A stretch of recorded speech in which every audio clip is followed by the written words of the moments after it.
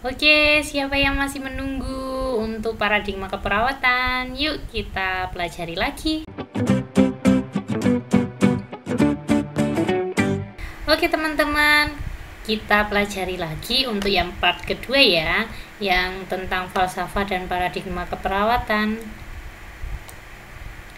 Fenomena keperawatan, fenomena sendiri itu berasal dari bahasa Yunani, yaitu painomenon. Apa itu painomenon? Diartikan apa yang terlihat. Sedangkan menurut Kamus Besar Bahasa Indonesia, fenomena itu adalah gejala dan fakta. Jadi, kejadian-kejadian maupun fakta yang dialami dalam praktik keperawatan. Di sini bisa diartikan seperti itu untuk penjelasan mengenai fenomena keperawatan. Contohnya, infeksi nosokomial, terus kemudian luka dekubitus, adanya nyeri, pengelolaan pasien, baik buruknya itu bisa dikatakan atau sebagai contoh dari kejadian atau fenomena keperawatan. Oke, untuk paradigma keperawatan sendiri, paradigma keperawatan itu adalah cara pandang terhadap fenomena keperawatan. Jadi yang tadi adalah masalahnya, ini adalah cara pandangnya. Suatu upaya yang sistematis dan terorganisir untuk menyelidiki masalah yang ada.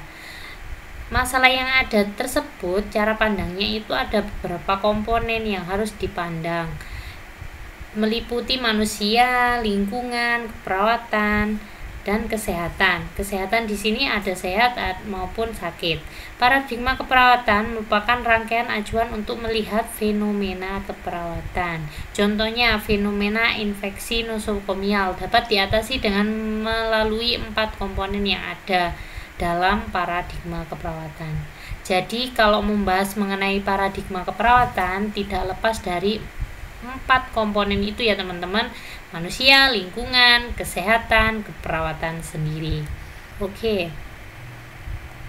Nah, untuk peran paradigma keperawatan dalam pengembangan teori keperawatan, itu paradigma keperawatan dijadikan dasar dalam pengembangan teori keperawatan. Sedangkan teori keperawatan itu diartikan suatu kesatuan konsep-konsep, definisi, dan asumsi yang tersusun secara sistematis yang menjelaskan fenomena-fenomena tentang asuhan keperawatan. Contohnya ya, untuk teorinya Roy menjelaskan bahwa individu harus mampu beradaptasi dengan lingkungan internal maupun eksternal.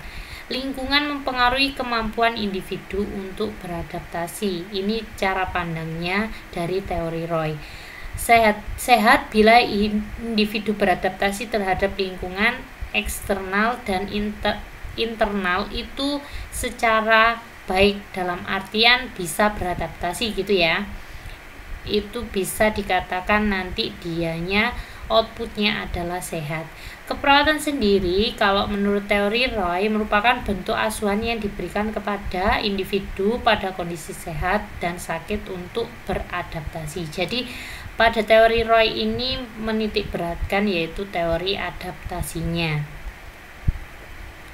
Oke, model konseptual. Jadi tadi paradigma keperawatan sebagai dasarnya, kemudian menurunkan sebuah teori tersebut, contohnya seperti teori Roy tadi. Ini kita bahas mengenai model konseptual. Model konseptual termasuk asumsi merupakan landasan untuk mengembangkan sebuah teori, di mana ditekankan tentang konsep-konsep, definisi, dan proposisi dari teori tersebut. Ini lebih kompleks ya untuk pengembangan atau langkah selanjutnya dari pengembangan teori. Perbedaan model konseptual dan teori keperawatan terletak pada lingkar abstraksinya, di mana model konseptualnya itu lebih abstrak dari teori, dan teori mengandung konsep, definisi, dan proposisi yang lebih konkret serta memberikan spesifikasi fenomena yang lebih besar dan penjelasan hubungan postulat yang lebih terinci. Jadi untuk model konseptual ini lebih abstrak daripada teori yang seperti teori yang dirumuskan oleh Roy tadi, teori adaptasi. Oke. Untuk bagaimana teori hubungan falsafah, paradigma, teori ataupun model konseptual teori, model konseptual keperawatan itu sebenarnya bisa dikatakan ada hubungannya. Falsafah keperawatan yang mana bisa diartikan sebagai konsep-konsep utama dari disiplin keperawatan, meletakkan kepercayaan tentang apa itu keperawatan, bagaimana berpikirnya dan melakukan keperawatannya itu seperti apa. Kemudian dari falsafah tersebut itu muncul sebuah paradigma keperawatan yang mana sebagai suatu cara pandang yang mendasar atau cara melihat, cara berpikir, cara memberikan makna, menyikapi dan memilih tindakan terhadap fenomena yang ada dalam keperawatan, fenomena yang tadi sudah dibahas, terdiri atau melihat dari 4 komponen, 4 sisi, yaitu manusianya, sehat sakitnya atau kesehatannya, lingkungannya, dan keperawatan sendiri.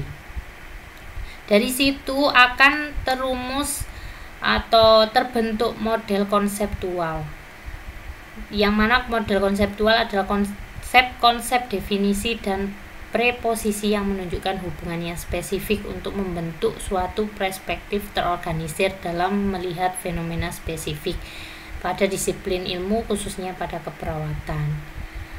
Nah, ini biasanya atau ada yang menyebut grand teori itu termasuk ke dalam model konseptual. Middle range teori, nursing practice teori itu masuk ke model konseptual keperawatan.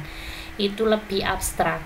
Dari situ, dari model-model konseptual keperawatan itu bisa merumuskan teori keperawatan. Sehingga teori keperawatan sendiri bisa diartikan sekumpulan konsep, definisi, dan preposisi yang menunjukkan suatu gambarannya sistematis dari fenomena dengan mendesain hubungan, memprediksi dan yang spesifik di antara konsep-konsep dengan tujuan menggambarkan, menjelaskan, memprediksi ataupun mengontrol fenomena. Terus konseptualisasi dari beberapa aspek realita atau temuan ya yang menyangkut keperawatan. Ini khusus di teori keperawatan. Tujuannya sama, yaitu menggambarkan, menjelaskan, dan memprediksi asuhan keperawatan khusus di keperawatannya. Oke. Nah, metode ilmiah untuk membentuk suatu atau menemukan suatu teori keperawatan itu dibutuhkan namanya metode ilmiah atau proses untuk memperoleh pengetahuan secara sistematis berdasarkan bukti fisik, atau bisa dikatakan nanti teorinya itu bisa diterima oleh orang banyak. Ilmuwan keperawatan melakukan penelitian dengan cara menguji hipotesis atau mencari jawaban atas pertanyaan peneliti atau penelitian dalam upaya untuk menjelaskan sebuah fenomena. Jadi ini runtutannya. Aku menggambarkannya dari fenomena ya teman-teman. Fenomena keperawatan, kemudian prosesnya, ini metode ilmiahnya. Kemudian itu ada telaah literatur dan penelitian terdahulu. Jadi kita telaah literatur dulu, kemudian juga mempertimbangkan penelitian yang sejalan yang terdahulu. Setelah itu pendekatan induktif ataupun deduktif juga diperlukan. Kemudian menentukan metodenya, apakah metode itu yang sesuai itu seperti apa, kuantitatifkah ataukah kualitatif. Menyusun hipotesis sebagai prediksi hubungan antara variabel, menentukan kriteria variabel yang melekat pada manusia atau respondennya untuk menentukan suatu jawaban dari masalah atau fenomena keperawatannya. Kemudian membuktikan melalui proses penelitian, dibuat dan dirancang melalui desain penelitian, sampling, pengembangan instrumen, metode pengumpulan data, dan metode analisis data. Ini proses ilmiahnya yang paling penting. Jadi dari fenomena itu harus dibuktikan dalam proses penelitian. barulah penemuan di bidang keperawatan, atau disebut ini biasanya bisa teori, bisa statement ataupun apa, itu yang ilmiah, yang bisa diterima oleh orang banyak karena dia bisa membuktikan dengan proses penelitiannya. Oke teman-teman, itu yang bisa aku sampaikan. Kurang lebih mohon maaf. Kalau mau diskusi silakan ketik di kolom komentar, atau ada request mau bahas apa silakan ketik di kolom komentar. Yang suka jangan lupa like, yang belum subscribe silakan subscribe, dan jangan lupa klik lonceng notifikasinya biar tahu kalau aku upload video baru. Oke teman-teman, terima kasih banyak. Dadah, assalamualaikum.